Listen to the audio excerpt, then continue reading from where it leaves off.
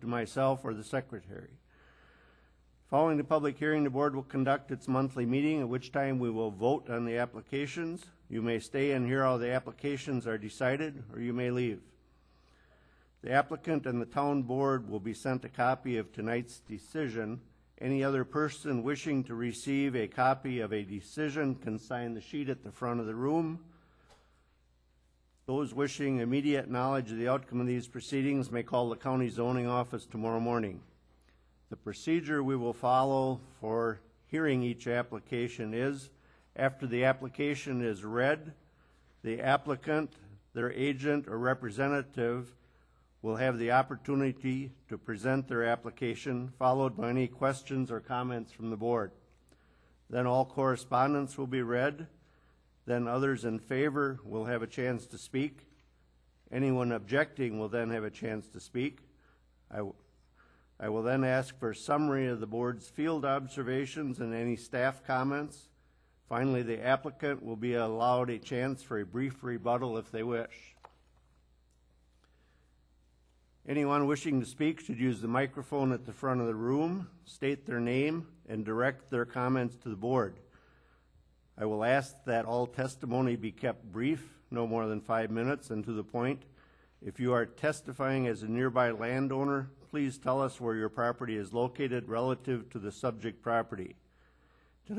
Tonight's hearing will be recorded, and the recordings will become part of the record.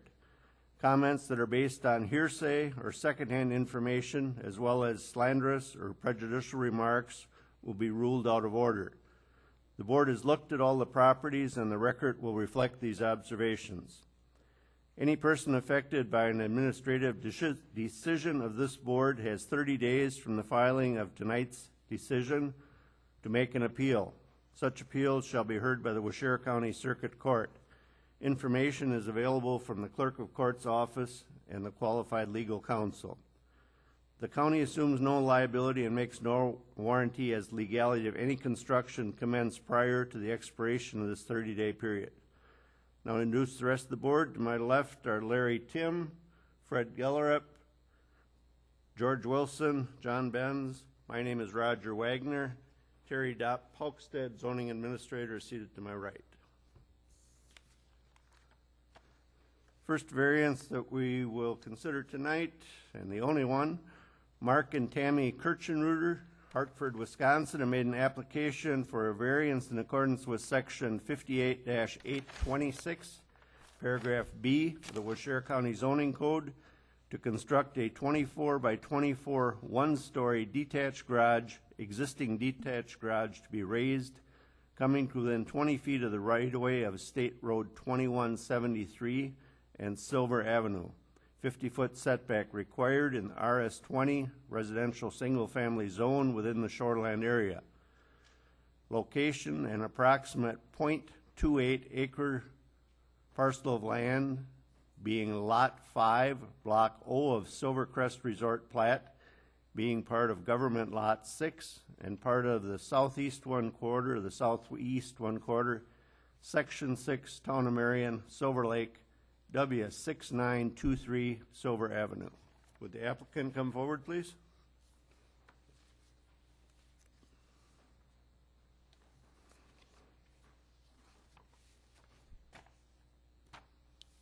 Hello. Hello. Could you state your name for the record, please? Tammy Kutchenreiter. Okay, Tammy, do you have anything further to add at this time, or otherwise I have some general questions? Go ahead with your question. Go ahead. Okay. Has there been a recent survey out there? Other than the one submitted, that plat survey, no. Okay. And there's a date on that? 2000, November of 2000. Okay. Are you sure of the road right-of-way and all lot lines? According to the people that came out here, because originally we were going to do major construction on the house as well, but we decided we weren't going to do that. And they said the road right-of-way was to start measuring from where the utility poles were, that was the right-of-way. Have you talked to the township or the state DOT about this project? No. Okay. How do you plan on dealing with erosion and stormwater runoff during construction and after? We had, I'm not sure if I have it along, but we had the DNR gentleman come out there, and he said there was no issue Okay. as far as there wouldn't be any runoff even if we did major construction because the ground wouldn't be disturbed enough.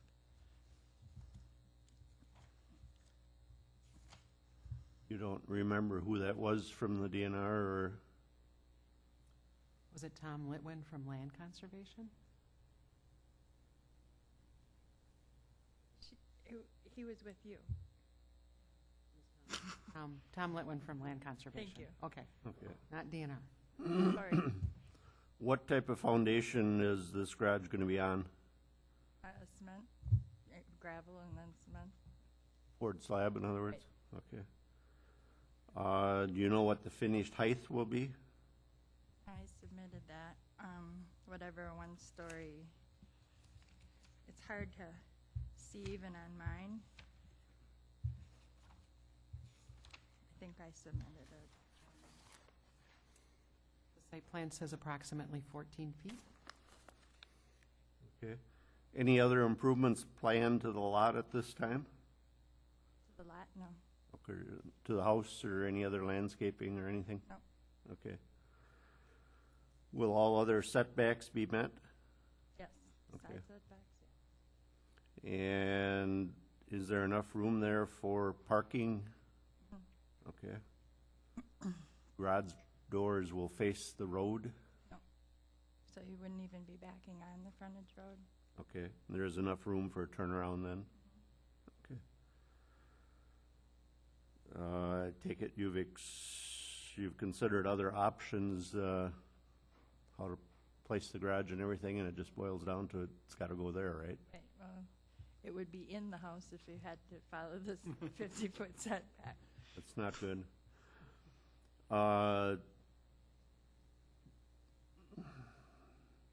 What are the hardships and unique property limitations that would support our decision to approve this? Other than, we have no other place on the lot, Okay,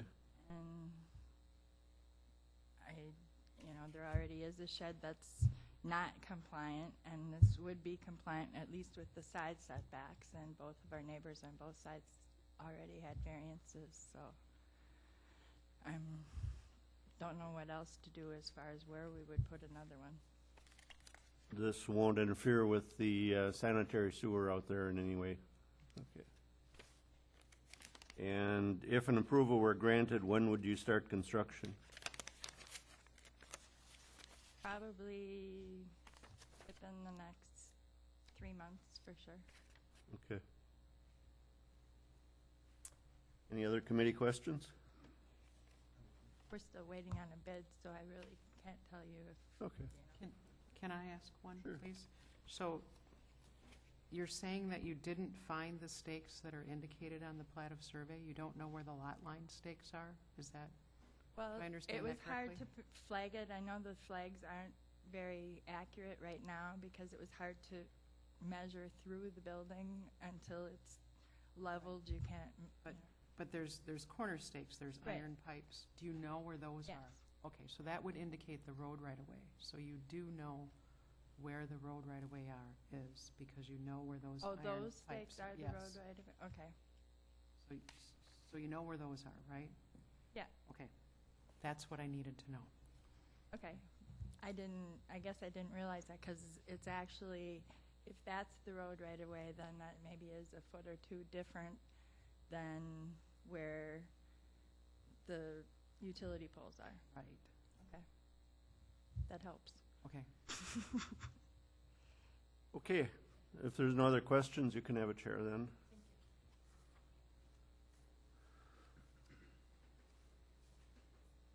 Any correspondence on this? Yes, we do have one letter. I should probably explain that the Crucian Writers applied once back in March or April. Then they withdrew it, and then they applied again. So our correspondence and our conversation with DOT is from that time because people didn't resend their correspondence. So we did receive a letter back on March 8th. And it says, to whom it may concern, we are the neighbors/property owners to the west at W6929 Silver Avenue, Watoma, Wisconsin, to Cruchin Riders at W6923 Silver Avenue. We understand that they would like to obtain a variance for the road right-of-way to build a 24 by 24 garage. We have seen the site plan and have no objection to this. And it's signed sincerely, Ken and Melissa Bruce. And I had talked to Kelly Nicholas of DOT back on April 6th, and she told me that DOT does not object to the road setback for the garage. They were actually moving it a little further away from the road right away, so she felt it was an improved situation. And that's it for correspondence. Okay, we have registered to speak in favor, Dave Washkoviak.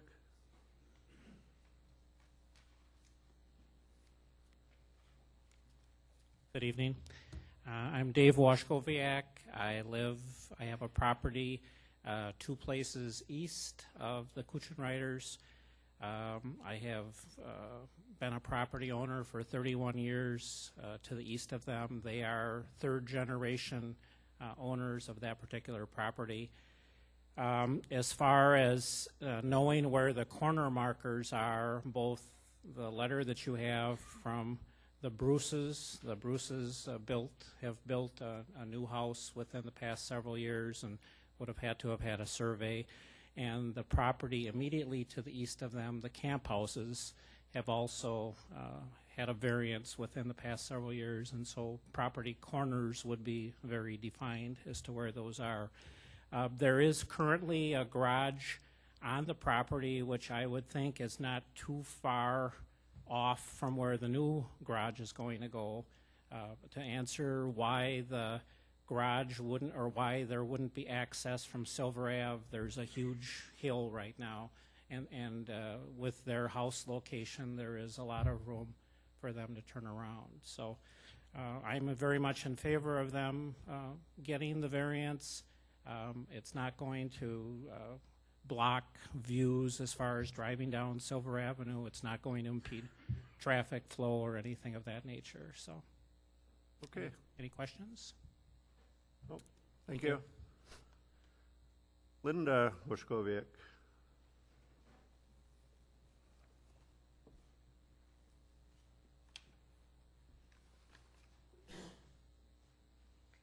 You were supposed to call on me first because now he took all my information. You didn't write his, did you?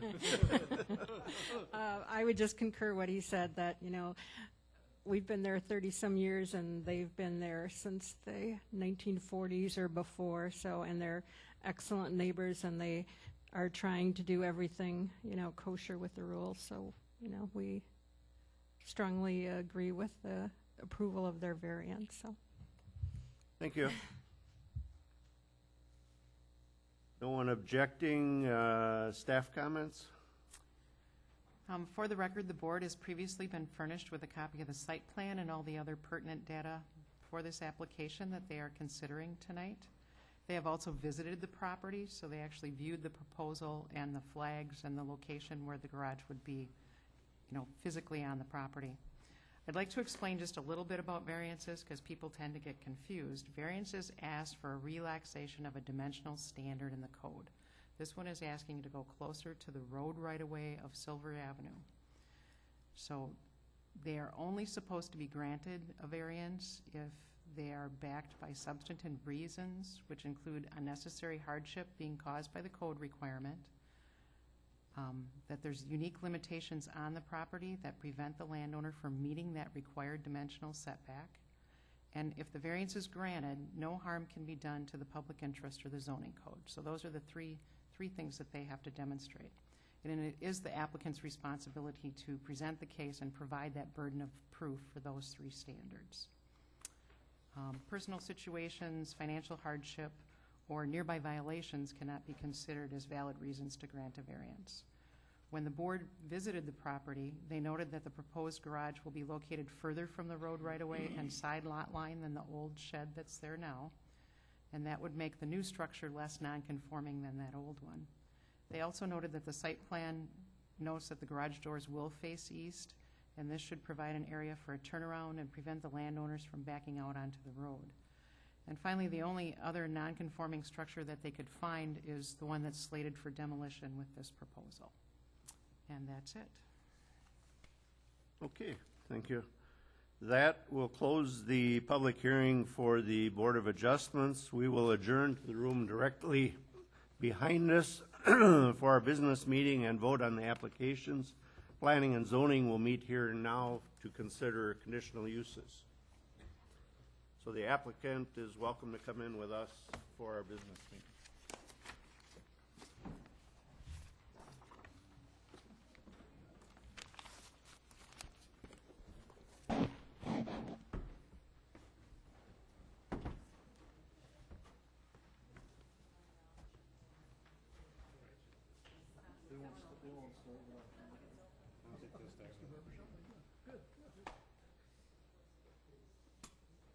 Yeah.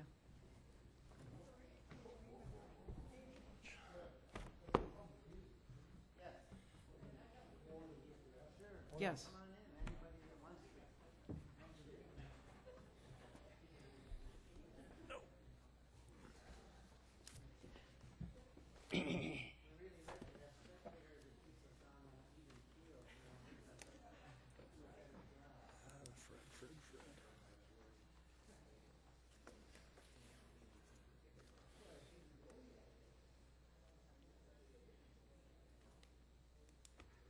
We'll call this meeting of the Share County Planning and Zoning Committee to order. Meeting will be conducted in the same manner as the applications heard by the Board of Adjustments. Please remember to keep your comments brief and relative to the matter at hand. Anyone other than the applicant or their representative wishing to speak at this hearing must have registered. Anyone who has not should do so immediately and submit the registration slip to the zoning administrator. The committee has looked at all the properties and the record will reflect these observations. Following the public hearing, the committee will conduct their monthly business meeting, at which time we will vote on the applications. You may stay and hear how the applications are decided, or you may leave following the public hearing. Any person affected by the administrative decision of this committee has 10 days from the filing of tonight's decision to file an appeal. Such appeals are heard by the Waushara County Board of Adjustment. Information and applications are available from the county zoning office. The county assumes no liability and makes no warranty as to the legality of any construction commenced prior to the expiration of this 10-day period. I will now introduce the committee. To my left is Bob Wadle, Larry Crawford. I'm Joe Piaski, and to my right is Terry Dopp-Poxtet, zoning administrator. Okay. Our first application is William and Teresa Rogers of Trevor, Wisconsin, have made application for conditional use in accordance with section 52-236, parent B 11, and 58-454 of parent 22 of the Waushara County Zoning Code to place a 2012 Dutch House 14 by 68 mobile home in the AG General Ag Zone.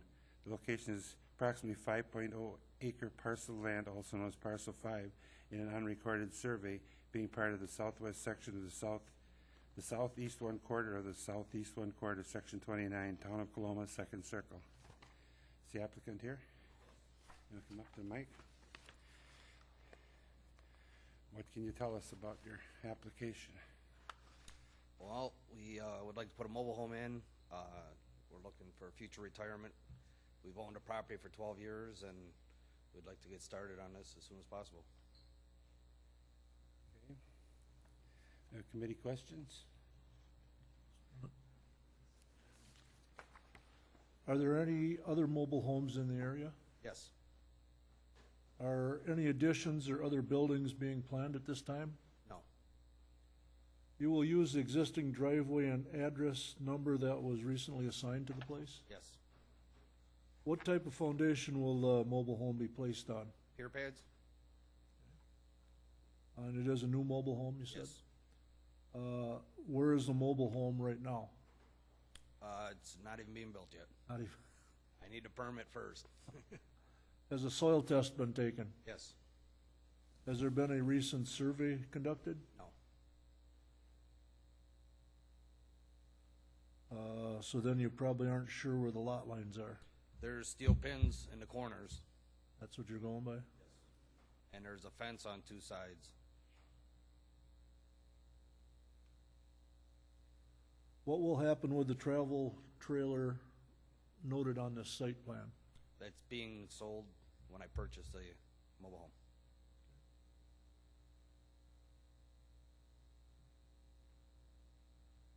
Are you aware of the regulations regarding travel trailers in Washira County? Yes. Have you obtained a land use or zoning permit for the decks and sheds on the property? No. If an approval is given, when would the mobile home be placed? It takes approximately 4 to 6 weeks to build it.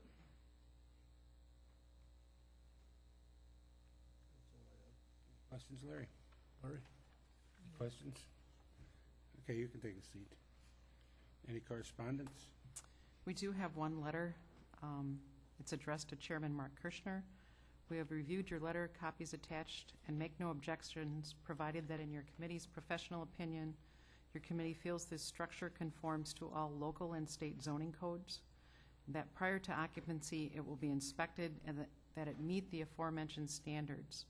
Further, that it is aesthetically pleasing to the eye and will be an asset to the area.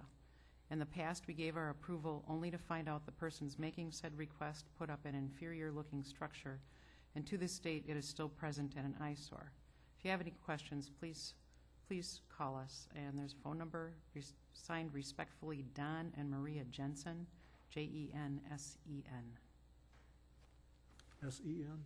SEN. Anyone in favor speak? No one registered to speak in favor or in opposition. Staff comments? Again, for the record, this committee has been furnished with a copy of the site plan and all the other pertinent data for this and the other applications that they will be considering tonight. Now I'm going to explain a little bit about conditional uses, because this is where people get things mixed up.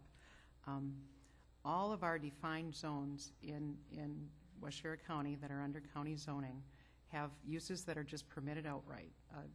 If you were going to build a single-family home, that would be permitted. There are others that are permitted provided certain conditions are met, and those are called conditional uses, and that's what the committee is considering tonight, is all conditional use permits. And what that means is that the use can be permitted provided that certain parameters are complied with, so that the use that's being proposed remains in keeping with the surrounding uses and area. In some counties, these permits are called special exception permits, and that makes it a little easier for people to understand. Again, it's the landowner's responsibility to provide the information that shows the committee that the use is in keeping with the zone and area it is proposed for, and that the conditions placed on it will ensure it will be a good neighbor to the surrounding landowners. The committee noted that the proposed location of the home and septic system were staked when they visited the property. The home will be placed well off and will not be visible from the public road out there, and that the travel trailer shown on the site plan was no longer present. That's it. Okay, would the applicant like rebuttal at all? Anything? Okay, then we'll move on to the next one. Second one is Greg and Jacqueline Champers of Iron Ridge, Wisconsin, have made application for conditional use in accordance with section 58-236, parent 18, and 58-454, parent 31 of the Washira County zoning code to store a 2005 Jayco Flight 27-foot travel trailer in the AG General Ag Zone, 3-acre minimum zone.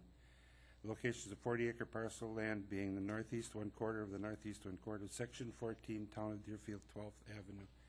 Is the applicant here? Want to come up?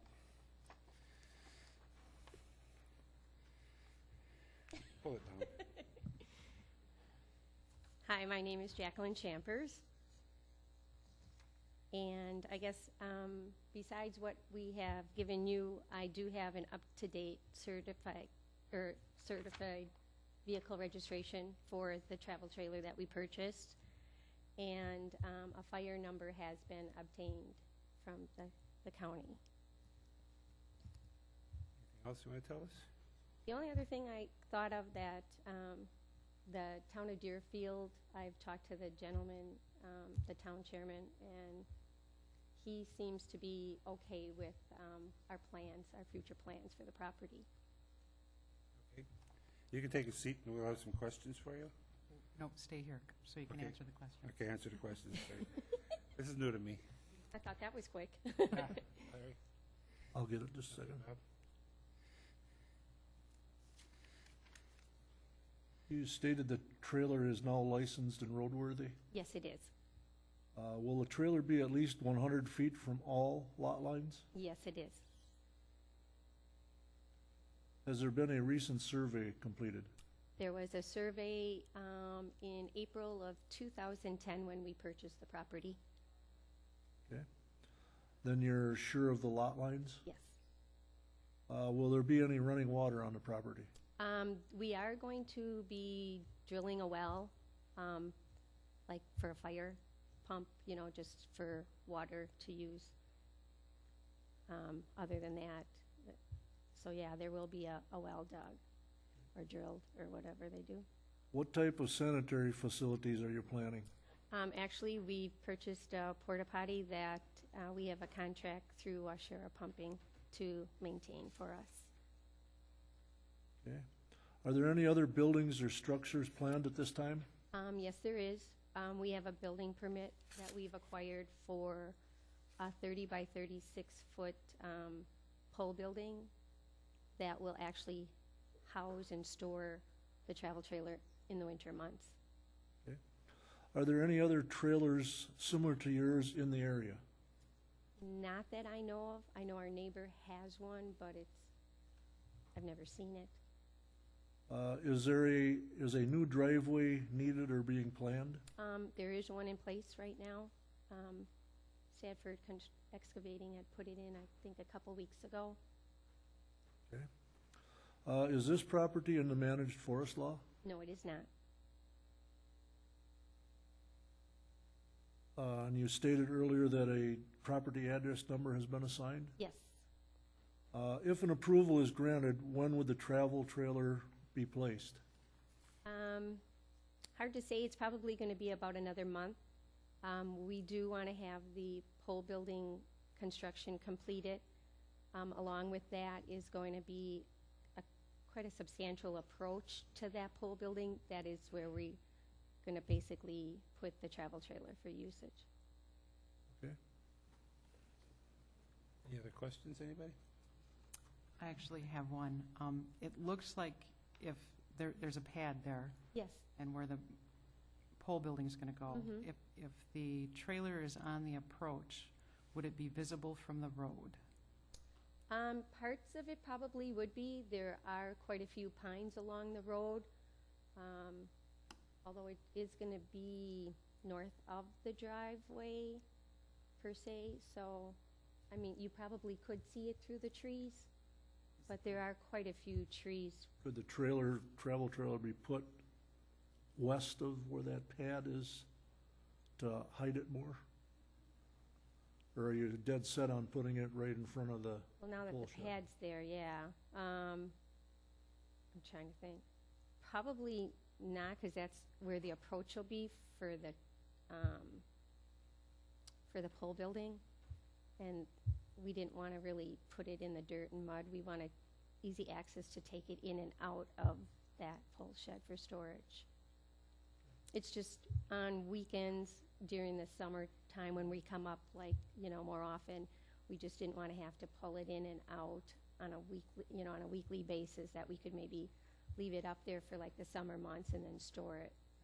It's just usually, and most townships agree, that they prefer that it not be highly visible from the road. Mm-hmm. It be somewhat hidden, whether it's trees or the building or something kind of hiding its view from the Yeah. road.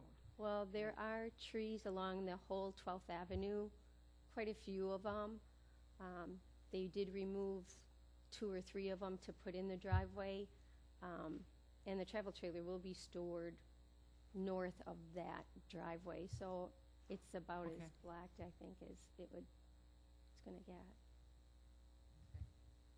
Okay, Now you can have a seat. Now I can have a seat? Thanks. Continue on.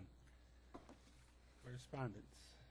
We did not receive any correspondence, but I did talk to Tom Whaley, the town chairman, earlier today, and he relayed that the town board has no objections to the placement of this travel trailer, provided it is screened from view from the town road. So that is all I have from In them. favor or opposed? No one's registered in favor or in opposition.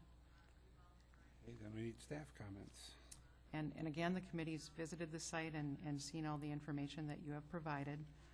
This is another conditional use permit that, provided there are conditions placed on it, it won't harm surrounding properties or neighboring land uses. When the committee visited the property, they noted that it must be located at least 100 feet from the public road as well as the lot lines. That's a requirement in our code. And again, they looked at placing it behind trees or some kind of barrier so that it is not visible from the public road. It was just hard to tell exactly where it was going to be placed without, right. It's hard to know, so it might be fine, but they couldn't tell. And that's it. Have any rebuttal you want to say? Okay. Then we can move on to the next one.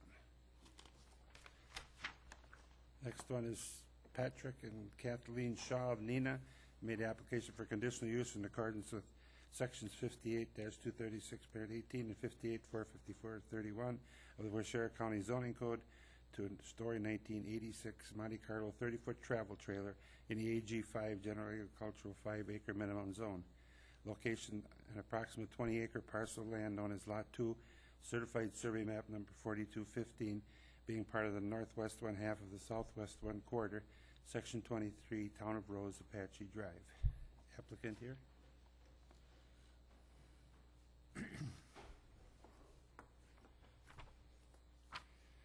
State your name and tell us about it. My name is Pat Shaw, and that's pretty much what was stated in the report that I gave you.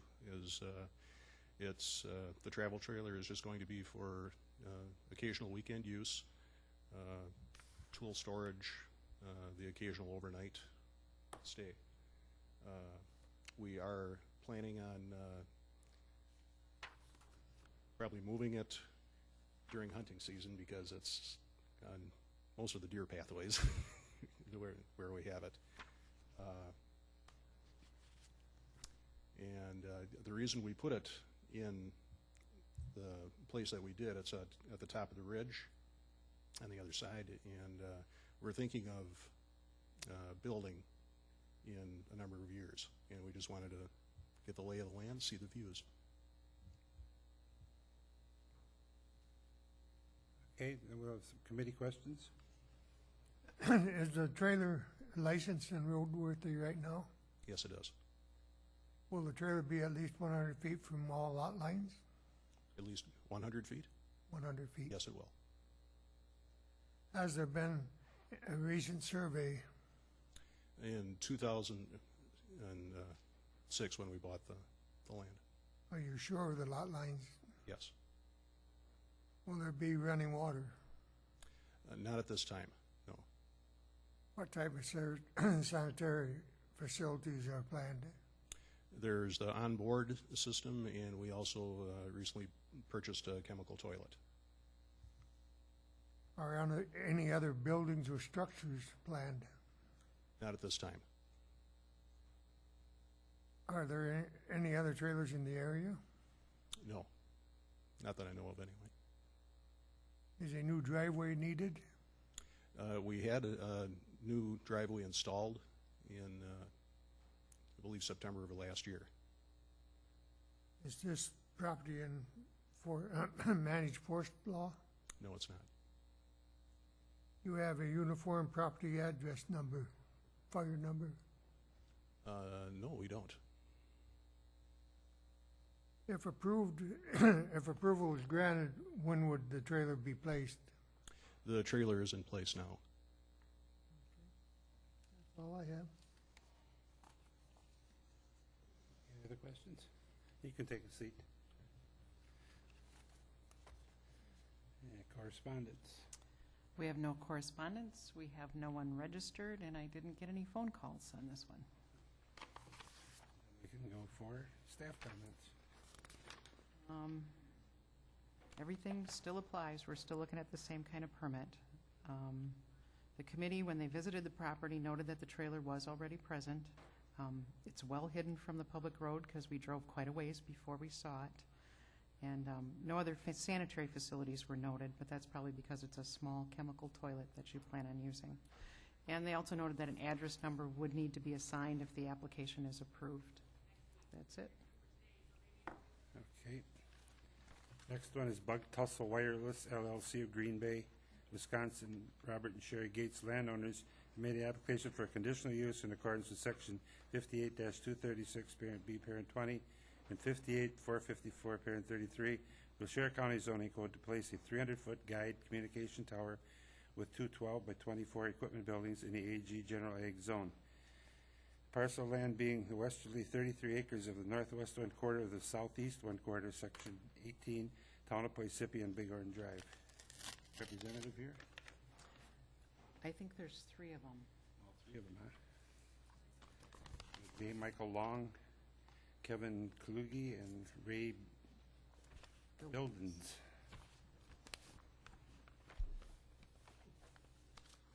Go ahead and tell us. Just filled out an application for a conditional use permit for a 300-foot multi-carrier telecommunications tower on the Bob and Sherry Gates property. And we are working with Washera County Sheriff's Department with some co-location, and here to answer any questions or concerns.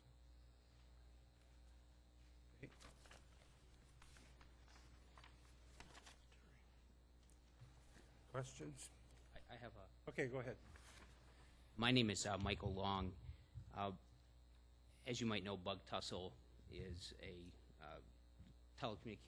wireless telecommunications carrier that is in the process now of developing a countywide network, wireless network.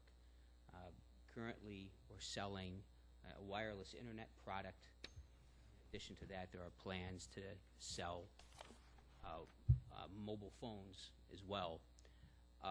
This site is one site of many we have within the county. We are currently operating at a site about 1.5 miles north of this site. There's an existing tower about 1.5 miles north. It's owned by U.S. Cellular. That site does not provide us the coverage that's adequate for us to operate our network. Therefore, we need to relocate the site about 1.5 miles to the south, and then we selected the Gates property. I don't know if you have copies of the site plan that's there, by chance. The Gates property is zoned agricultural. We've got it on off of Bighorn Drive there, and we're far back end of the property towards the, basically along the tree line was where the tower will sit. We've leasing about a 500 by 500 piece of land from the Gates family. The base of the tower will be fenced in about a 50 by 50. We've got but area sufficient for the guys. As Ray Buildings said, this proposed tower has capacity to accommodate multiple wireless carriers. The whole goal is to sort of in most instances try to encourage co-location. This site will have the capacity to accommodate other carriers. We're also in discussions with Washera County Sheriff Department right now, whereby they're going to be the Sheriff's Department will be co-locating on this site, as well as several other towers that we own in the county. There's one, I think, in Red Granite and one at Saxville. But we needed to move off of our existing location 1.5 miles north to come down to basically improve the coverage. There was some holes in our coverage area, and we just needed to make it, to improve the coverage for customers in the county. We needed to move the site further south. My understanding is that on Monday night, the town board in Poisippi met, and they don't have an objection to the proposed site either, as I think I understand that.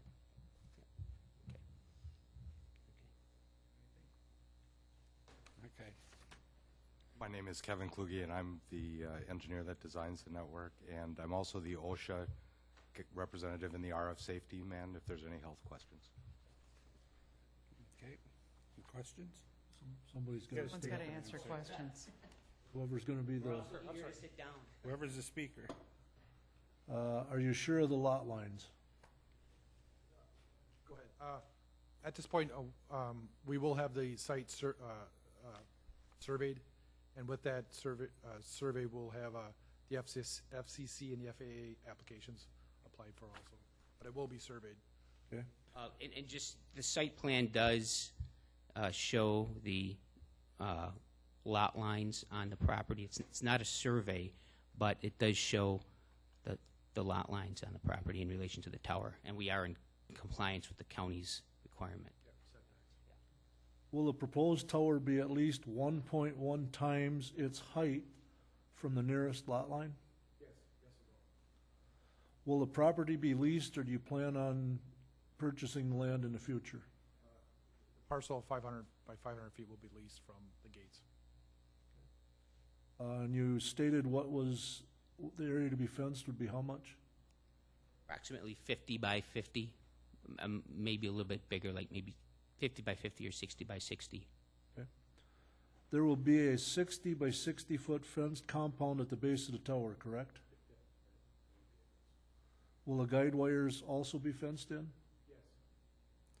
What sort of traffic is anticipated as far as After final construction, minimal. just to service it? Yeah, just tech work accordingly. Will the tower be painted? It will comply with whatever FCC or FAA regulations and the county. And I assume the lighting will be accordance with that also? Correct. Our code requires that you must prove that it is not feasible to build on any other existing tower in the area. Have you studied other existing sites, and is there space available on these towers? We have studied sites. It's the site what they're on right now, and that site's not adequate, and that's why we have to move off of it. But in the area where we're looking now, where we needed to go, there were no existing structures. It's the only tall place enough. suitable. Correct. I have RF coverage predictions available if you'd like to have copies. I guess for a record, if we need one. What's going to happen with the old tower if that isn't adequate? We don't own the old tower. Okay. We co-locate on it. It's owned by U.S. Cellular. They'll continue using it, I'm assuming. And you probably should explain the colors. Absolutely. This map, I have the first 2 pages indicate the U.S. Cellular tower that we're on now. We're quite a bit lower because we're a co-locator on an existing tower. And the green indicates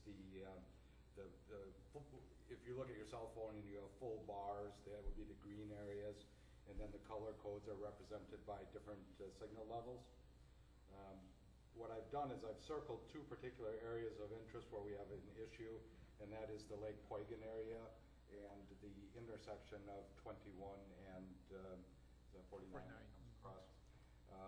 And then I took that existing tower and put on the new location tower at the new property and showed how that resolved the issues. You can see in the circled areas how the signal level has improved to the full green. Okay. Our zoning code also requires that you must agree to lease any other additional space available to other companies at a fair market rate.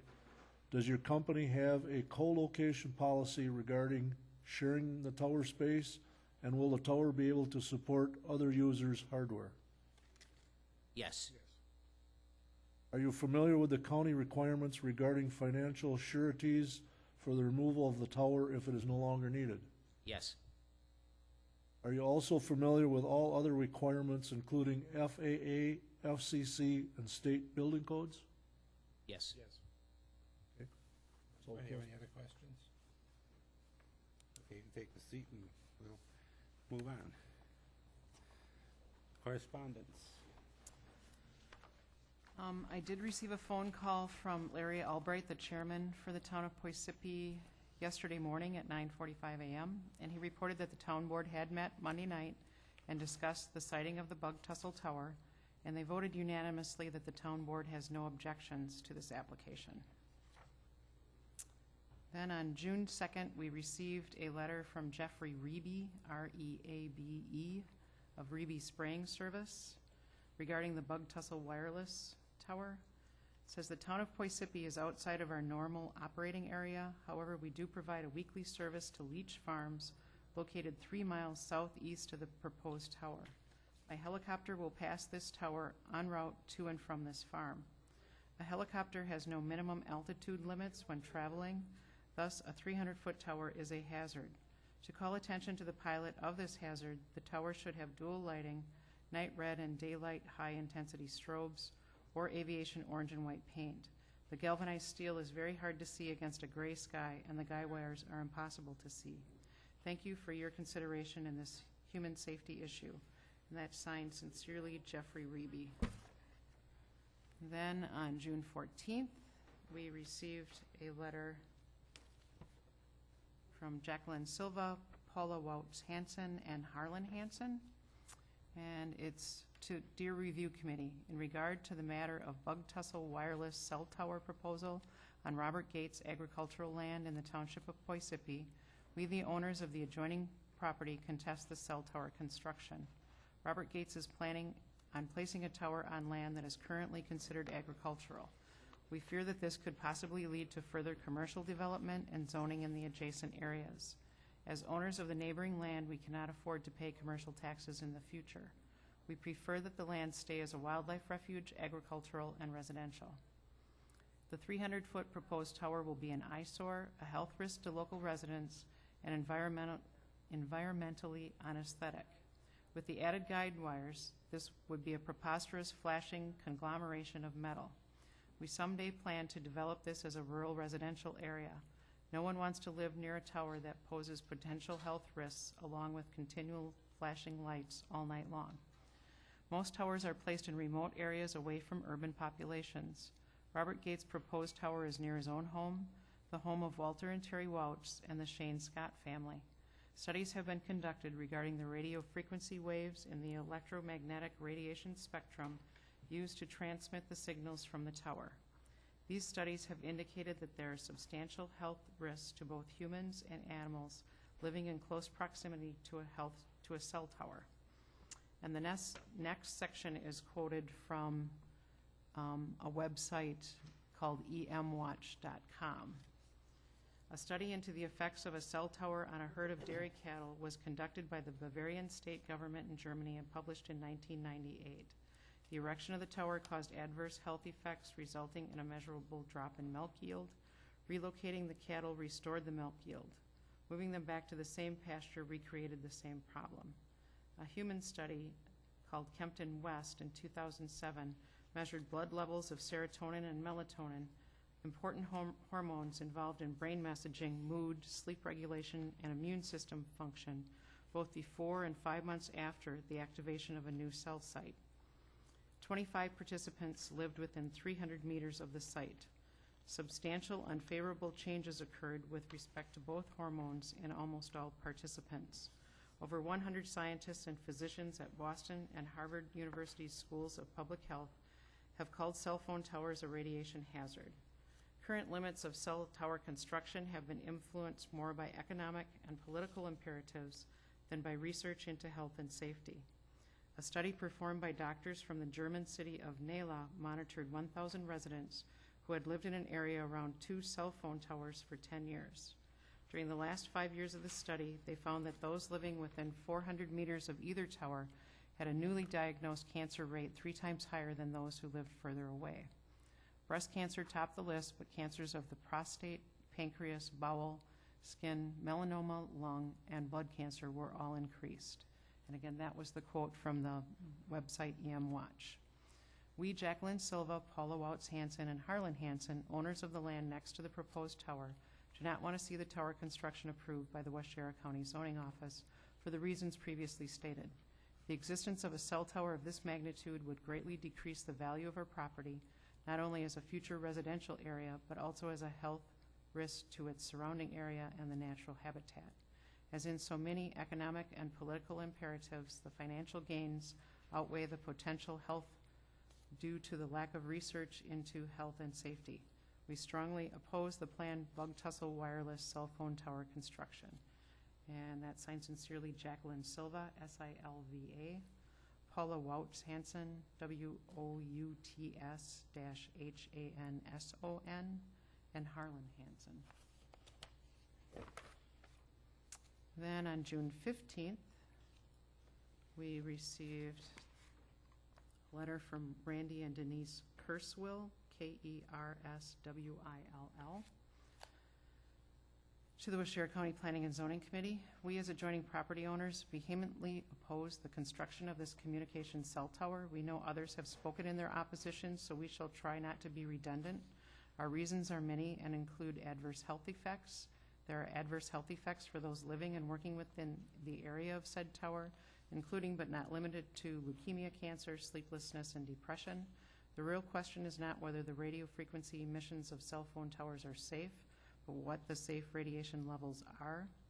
Many wireless companies are now changing to limited liability companies in order to avoid some of the liabilities that pertain to health issues that are related to the operation of their equipment. Aesthetics, this is a 300-foot tall tower which needs special paint and lighting. It is 4 times the height of any nearby silo. The character of Poisippi and the surrounding area would be negatively affected with the height of the tower. The constant flashing of the light and the overall hideousness of having such a large structure come out of nowhere. Poisippi has often been described as a little Swiss village because of its location between 2 high hills. We hope it is never recognized as the little village located under all the cell towers and antenna.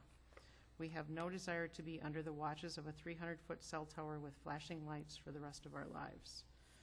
Declining property value. According to the Appraisal Institute, the largest global professional organization for appraisers, appraisalinstitute.org, a cell tower should in fact cause a decrease in property value. Some real estate agents will tell you that a property on or near a cell tower drops in value by 20%. We do not believe this is good for the property owners, the township, or the county, as this directly affects property taxes and thus income for the cities and counties that depend on this revenue. We were hoping that someday in the future we would be able to build a home on our Poisippi property, which of course would increase the property value and resulting property taxes. If a cell tower is erected at the proposed location, we will not build. Environment. Most municipalities are aware of aesthetic and health concerns associated with cell towers. However, few are aware that the towers often pose a serious hazard to migrating birds and butterflies. The U.S. Fish and Wildlife Service estimates at least 4 million birds and possibly as many as 40 million are killed due to towers every year nationwide. On our town of Poisippi property, we have 3 to 4 pairs of nesting bluebirds every year, as well as at least 4 pairs of scarlet tanagers. Our property is also home to the federally endangered Karner blue butterfly, and it should be noted that the West-Shara County Comprehensive Plan shows the need to encourage these environmentally sensitive areas. As property owners, we would really hate to see the decline and possible decimation of any of these migratory birds or butterflies. Cell towers have been proven to affect bee populations as well. Studies have been conclusive in that the electromagnetic waves from the towers shorted out the navigational abilities of worker bees so that they couldn't find their way home. And need. According to the Town of Poisippi Comprehensive Plan and the West-Shara County Comprehensive Plan, there are currently a number of cell phone towers scattered throughout the county.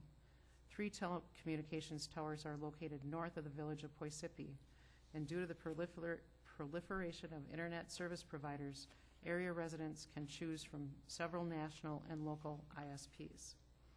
We don't feel it is right that one landowner makes a profit at the expense of the health, declining property values, and environmental impact of all concerned property owners and many other persons who enjoy the lovely rural ambiance of the Poisippi area.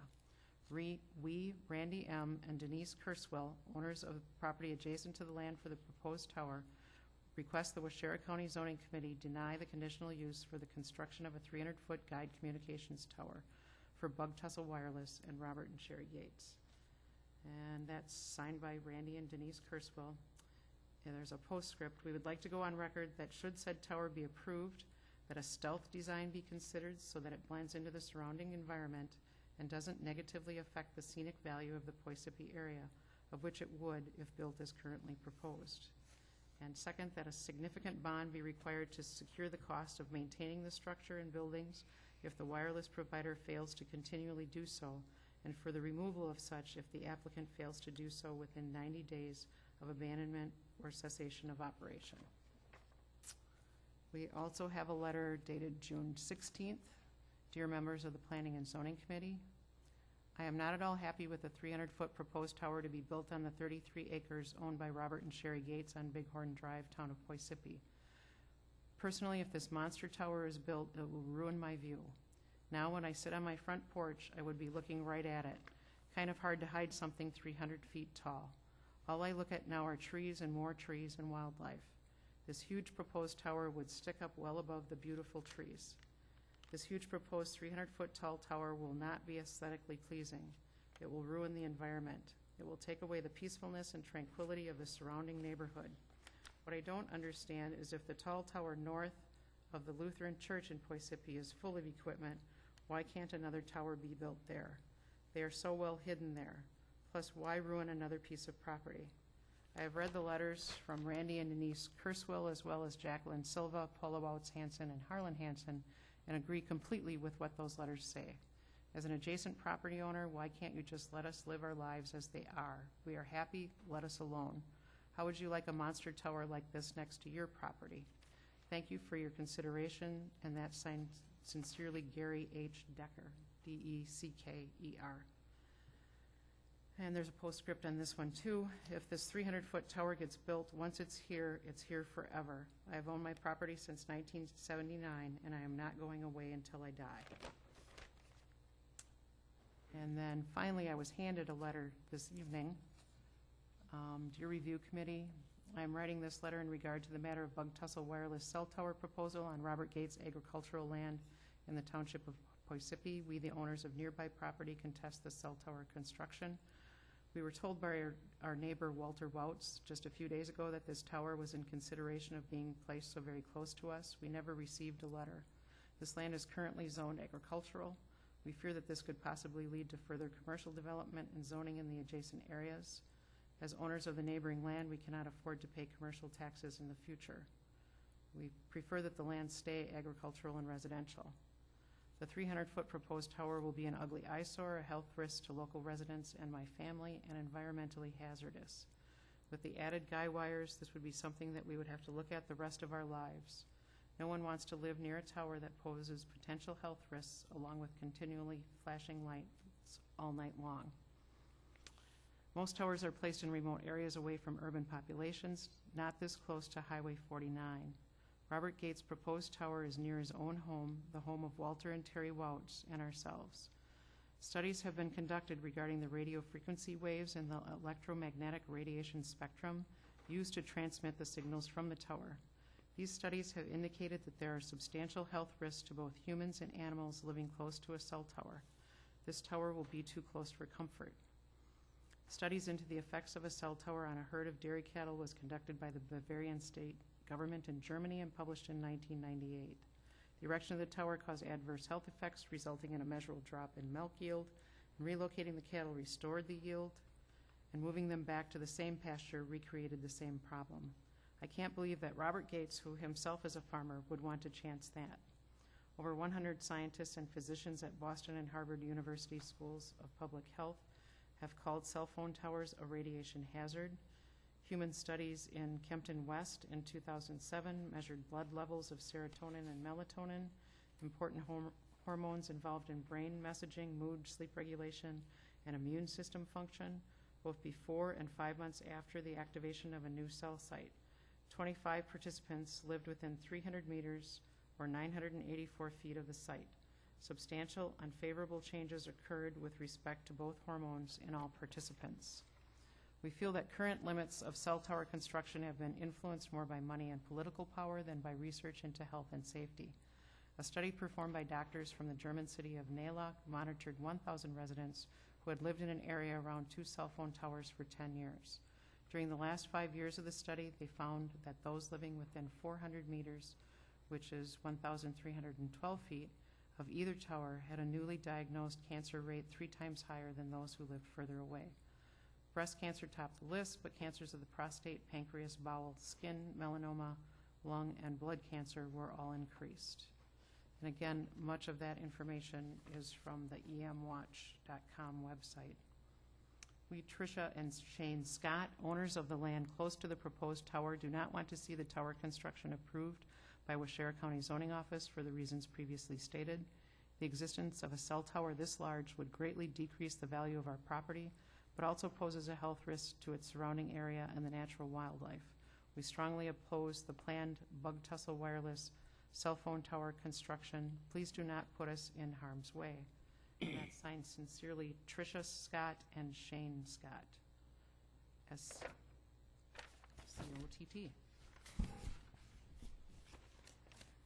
And that's it for correspondence and phone calls. Anybody in favor to speak? We have one person registered in favor. David Peterson.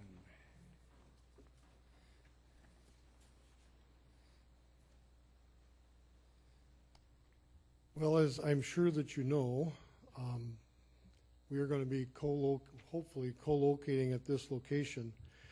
We currently, the Sheriff's Department, when I say we, it's the Sheriff's Department, are on one of the oldest tower on the north side of Poisippi, and that tower is not ours, nor does it meet, it barely meets our needs now.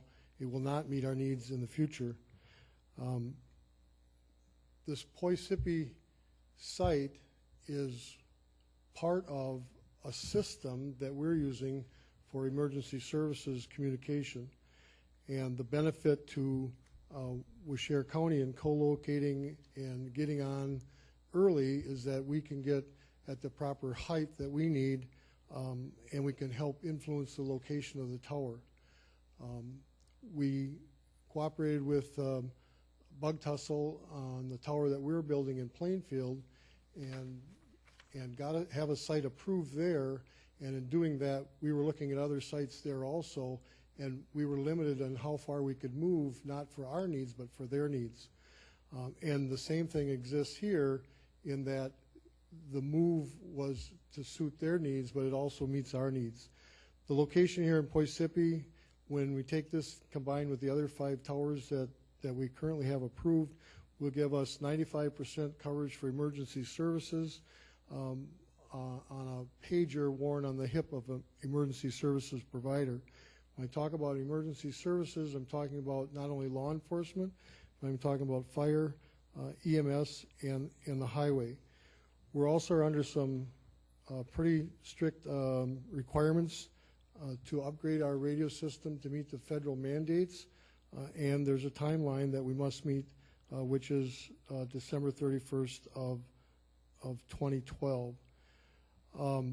As far as the health risk, I currently own property less than a half a mile, and live less than a half a mile from a similar tower, only it's 400 feet that's being constructed, and those are my neighbors that are living probably within a couple hundred feet of a guide wire, who I certainly don't want to harm my neighbors. And so I did do some checking.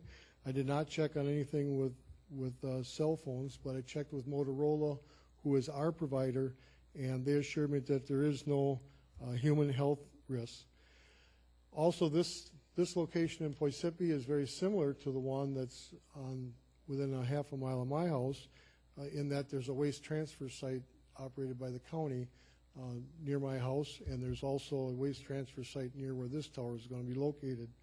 And quite frankly, I guess I'm more concerned about the contamination from the waste transfer site and what it might do to my groundwater.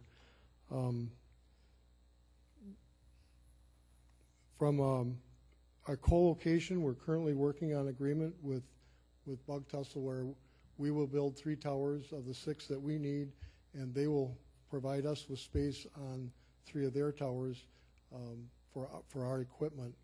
And the current location in Poisippi, there's not enough space on the tower we are currently on, and we've been unable to negotiate or even find out if there's enough space on the other towers.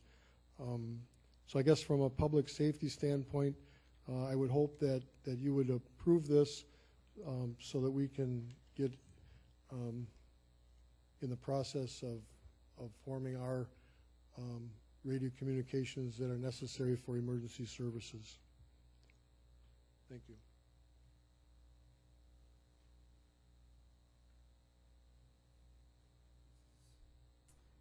People to speak in opposition. Opposition. Jackie Silva. And I guess I would just ask, because I know we read your letter, if you'd keep it brief or provide new information.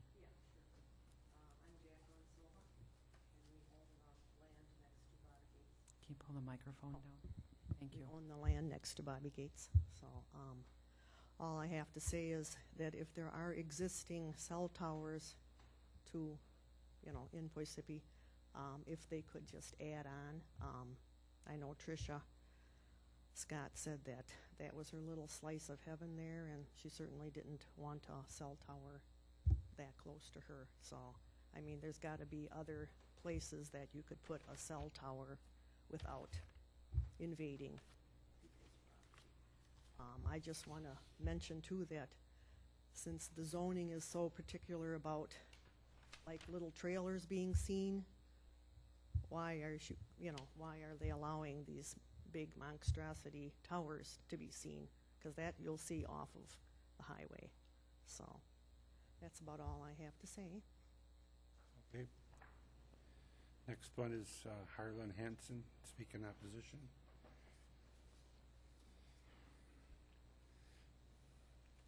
I'm Harlan Hansen, and my wife Paula, who's not here right now, and Jackie Silva, we own the land east of Robert Gates. Robert Gates presently rents our land right now, and he's rented it probably for 18 years already for farming. But the owner next west of us is Bruce Nelson. He lives in Florida, and we tried to get a hold of him, and I know he wouldn't be in favor of it either. He has 40 acres there that's next to the collection site, but he would not be in favor either. So everyone around there is not in favor of it. The only one in favor of it is Robert Gates, and he's the only one that's going to benefit from anything, money-wise, and that's the only reason why he's putting it up. So that's all I have to say. Thank you. Okay. Next one will be Walter Welch, speak in opposition.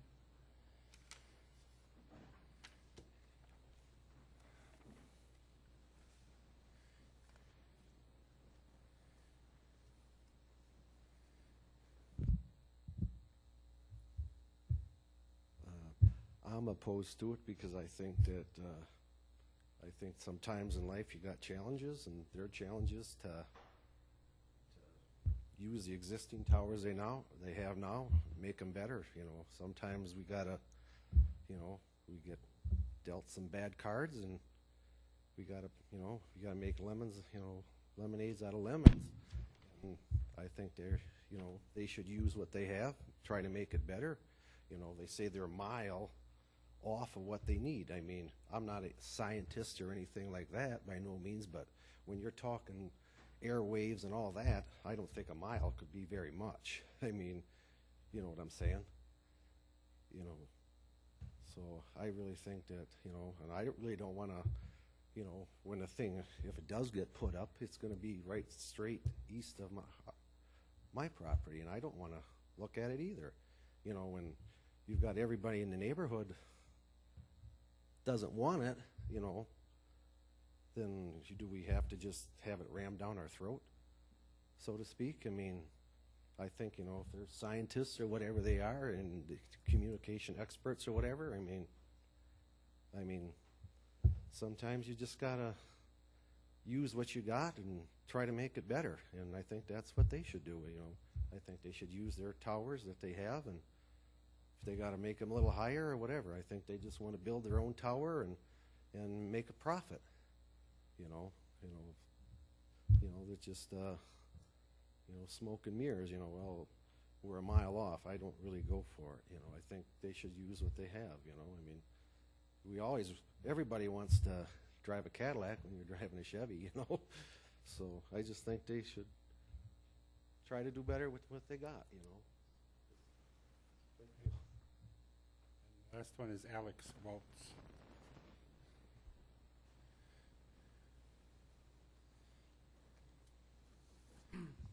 I'm Alex Waltz. I own 2 acres with a house approximately half a mile due east of the proposed tower. Last March, I was given the opportunity to buy my grandparents' house. Had I known something like this was going to take place, I might have had second thoughts on doing so. I've lived in Poisippi most of my life, and I'm pretty young yet, and I plan to stay in Poisippi at my residence I'm at now. I'm not in favor of this tower. I think it would be an eyesore, and I think it's pretty clear that this is only in the interest of 2 people, and that's the communications company and the landowner. Everybody else surrounding this, to me, obviously opposes it, as I do. And I was also never notified that this was going to take place until my father told me the other day. So, and that's pretty much all I have to say. Okay. Thank you. Staff comments? When the committee visited the property, they noted that the proposed tower location is well off the public road and meets all the applicable setbacks in our code. And they also noted that an address number would need to be assigned if the application is approved. The first thing I'd like to address is notification. We do proper public notices. As a courtesy, we do notify people within 300 feet surrounding a property that's up for an application. We are not required to, but we do. And I suspect that people that did not receive a notice lied outside that 300-foot zone that we use for notification. So just so you're aware of that.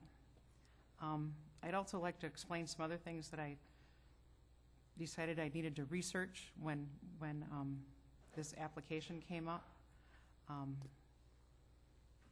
The first thing I'd like to discuss is that there are FCC rules in place that do prohibit local governments from denying the siting of a wireless communications tower based solely on concerns over emissions, as long as the tower placement complies with FCC's rules. So health concerns and environmental concerns related to emissions cannot be the sole reason that this committee denies an application. Just so you understand that there are legal guidelines and rules out there that this committee must follow. The next thing was I decided I was going to try to look into some of the health concerns because it has come up before and we've talked about it before, and I've never really looked into it. I did look at the website that was quoted in all the letters. I tried to find out information about the publishers of the web page or the founders, and I couldn't. I was unable to figure out who actually published that information. Then I tried to find links to the studies that were mentioned, and I couldn't find those either. So I don't know if they were published in medical journals. I don't know if they had peer review. I could only find them on web pages that were opposed to towers. So I couldn't research those specific studies very well. And I decided, since the big thing was cancer, that I'd probably should maybe go to the American Cancer Society's website and see what they had to say. And what I found there I thought was kind of interesting, and I know we've been taking quite a bit of time, but I'm going to take a little more to read you 2 parts on there that they published as part of their explanation about radio frequencies and cancer. So they said, how are people exposed to the energy from cellular phone towers? As people use cell phones to make calls, signals are transmitted back and forth to the base station. The RF or radio frequency waves produced at the base station are given off into the environment where people can be exposed to them. The energy from a cellular phone tower antenna, like that other telecommunication antennas is directed toward the horizon parallel to the ground, with some downward scatter. Base station antennas use higher power levels than those types of land mobile antennas, but much lower levels than those found from radio and television broadcast stations. The amount of energy decreases rapidly with increasing distance from the antenna. As a result, the level of exposure to radio waves at ground level is very low compared to the level close to the antenna. Public exposure to radio waves from cell phone tower antennas is slight for several reasons. The power levels are relatively low, the antennas are mounted high above ground level, and the signals are transmitted intermittently rather than constantly. At ground level, near typical cellular base stations, the amount of RF energy is thousands of times less than the limits for safe exposure set by the FCC and other regulatory authorities. It is very unlikely that a person could be exposed to RF levels in excess of these limits just by being near a cell phone tower. Then they go on to answer the question, do cellular phone towers cause cancer? Some people have expressed concern that living, working, or going to school near a cell phone tower might increase the risk of cancer or other health problems. At this time, there is very little evidence to support this idea. In theory, there are some important points that would argue against cellular phone towers being able to cause cancer. First, the energy level of radio frequency waves is relatively low, especially when compared with the types of radiation that are known to increase cancer risk, such as gamma rays, X-rays, and ultraviolet light. The energy of RF waves given off by cell phone towers is not enough to break chemical bonds in DNA molecules, which is how the stronger forms of radiation may lead to cancer. The second issue has to do with wavelength. RF waves have long wavelengths, which can only be concentrated to about 1 inch or 2 in size. This makes it unlikely that the energy from RF waves could be concentrated enough to affect individual cells in the body. Third, even if RF waves were somehow able to affect cells in the body at higher doses, the level of RF waves present at ground level is very low, well below the recommended limits. Levels of energy from RF waves near cell phone towers are not significantly different than the background levels of RF radiation in urban areas from other sources, such as radio and television broadcast stations. For these reasons, most scientists agree that cell phone antennas or towers are unlikely to cause cancer. And again, all of that information came from the American Cancer Society. I also looked for information related to towers' impacts on the natural environment. And obviously there is some danger to migrating birds. I'm just not aware that the Poisippi area is in a major flyway. You know, and I've actually heard of more danger to bats, and I'm not aware that there's a large bat population over there. And furthermore, according to the Natural Heritage Inventory of the state of Wisconsin, the location of the tower does not have any documented unique historical or cultural features, or is it home to any known endangered species. And that's one of the things that is required to be tested or looked at when the FCC and those other applications are made. So that is all looked at. The FCC has numerous regulations in place regarding placement of radio frequency towers, and again, how local governments may regulate them. They also can't be placed in a floodplain or a wetland or any other environmentally sensitive area. I think I said that. And then finally, I think you have to remember that the FCC has that rule in place that says that local governmental units cannot deny an application solely for environmental concerns, you know, and RF waves emitting that would endanger the environment or health of people, as long as they comply with the FCC's regulations. I also probably need to comment on the painting and lighting scheme. This committee has long had the practice of requiring highly visible paint schemes and dual lighting due to our agricultural community and the aerial applicators that are all around. It's something that they've always done for safety, and that usually is one of the things that is the most contested as far as placement of a tower. I would have to recommend that we keep up that practice, though, for the overall safety reasons. And finally, this is a case where I think that the committee needs to weigh the greater good of the community. You know, there's obviously going to be benefit from cellular service, internet service, and the sheriff's department and other emergency government people being able to utilize this tower to communicate.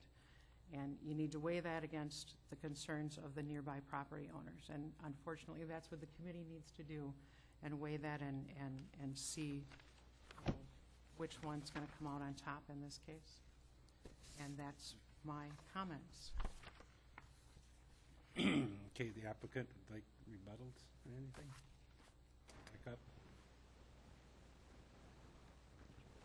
My name again is Kevin Kluge. I'm the RF engineer, and I would just like to thank the committee for allowing the local citizens near the tower to express their opinion on the tower. It still is United States of America, and we appreciate it. I would like to discuss the gentleman's concern in the blue shirt regarding the 1 mile distance.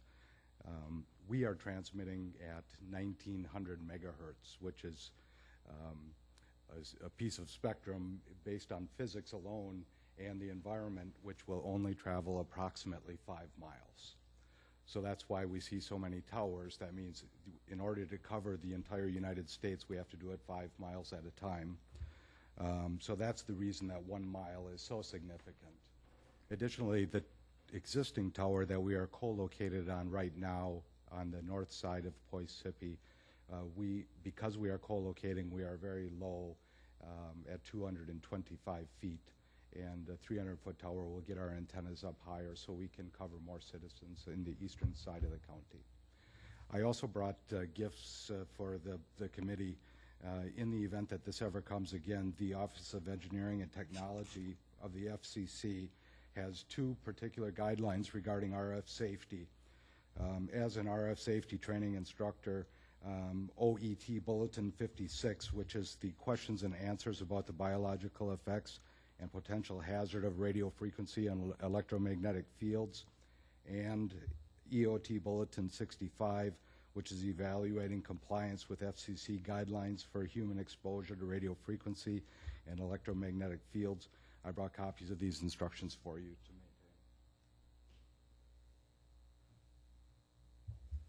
Thank you.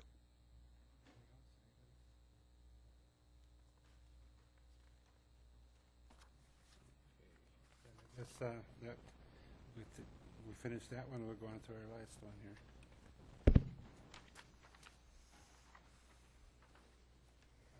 Ron Mulvey, Oshkosh, Wisconsin, has made application for conditional use in accordance with Section 58-236, Parent 18, and 58-454, Parent 31 of Washington County Zoning Code to store a 2012 Cherokee 38-foot travel trailer in the AG zone, General Ag Zone.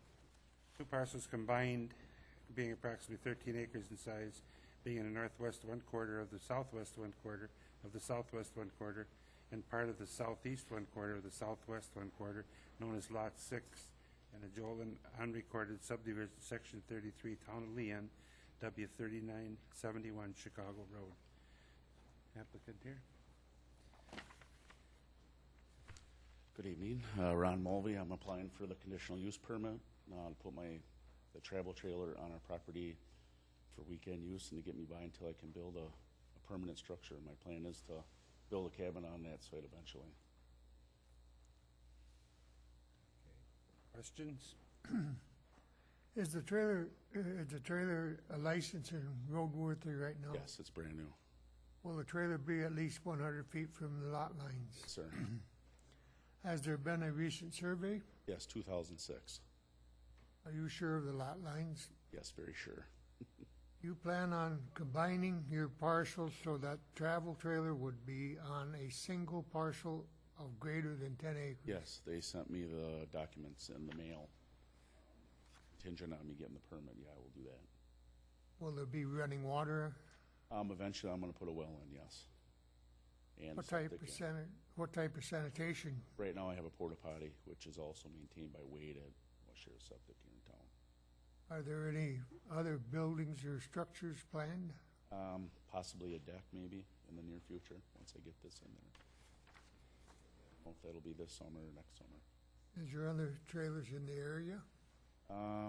There is some, on Chicago Road, and there's Chicago Ave behind me. And right off, I don't know the name of that road, Cottonville, there's like 3 of them right in that little stretch. So I guess as the crow flies, it's probably 2 miles directly to the south of me. Doesn't look like anybody's been using them though any recently. Is a new driveway needed? No.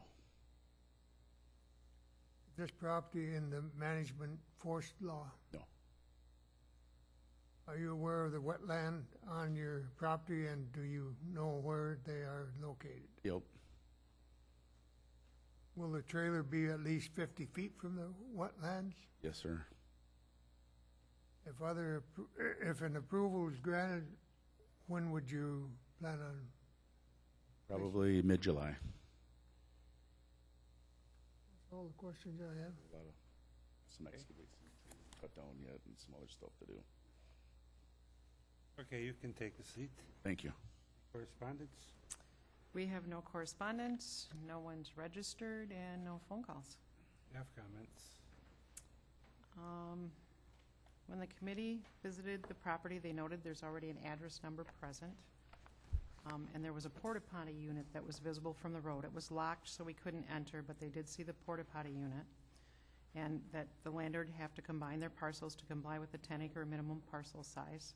And they also noted that the unit will not be very visible from the public road in the summer when leaves are on the trees, but it might be visible in the winter when the leaves fall, because it was really flat out there. So that's it. Anything you want to? Okay. Okay, then we'll close our public hearing and go on to our business meeting.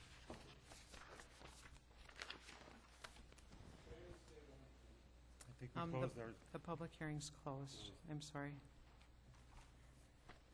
roll call. You got the roll call down?